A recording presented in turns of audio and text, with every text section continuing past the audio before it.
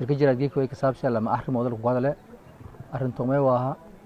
hubka oo degmada taala oo shacabka galantiska jara wali fadana iyo lanka shakhsiyaad in naftiis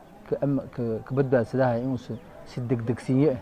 bilungeega tumilite ilaa 30 shay isku diiwaan gali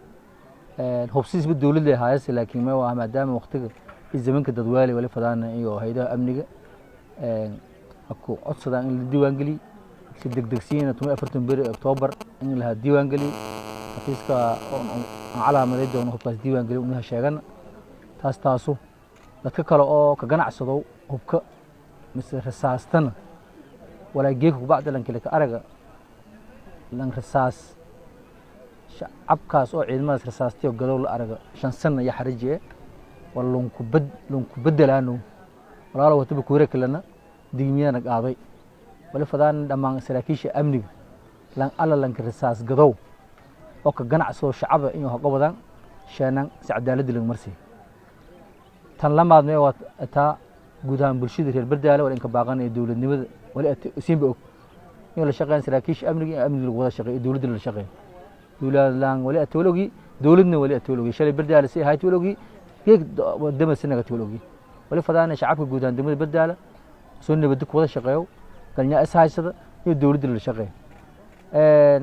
wali in ku digaane lan kasta muuno lan banaftaaleere lan kasta oo kale fiyaaloon guri lanki guriyay intuu la adeegsado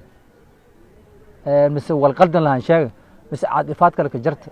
guriyay hortiis wal qarax la gali dawladda la wareegaysaatay shabeegeed qaraxi taliya ka dhimadayha walun ku shakshow male shacabka linku digaana iyo lan kasta min shay hortiis fiirsada diniyaaji fiirsada taas amniga ka jarta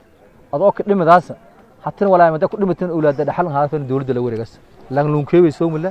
lan kasta oo fiyaalo degan wali fadaan inuu soo hami igeeb taxadirkaas muuji niman khawaarij asgalsana niman diin laawayaal asgalsana dalkii diinta ka duulan oo nin ku weelay masliini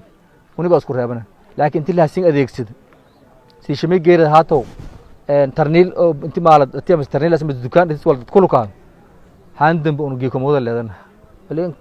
amarkaas si toos in diibana dadka guriyalkaas la yo guriga ilaalsay hoosta ilaalsay gurigi wala hanoo ka gama is walka qaraxan dawladda la wareegas dawladda guriyal badan ku dhaxal doonto bilaar saacada dhamaad mal reeb karo laakiin wali ka teegna in amniga guud ee degmada shacabka badbaadina inuu kula shaqeeyna shacabka hoolaay horumar inuu kula shaqeeyna badqabsho durmud gees hunduraay taamiin hunduraay tan magaalada dhig indeediyahay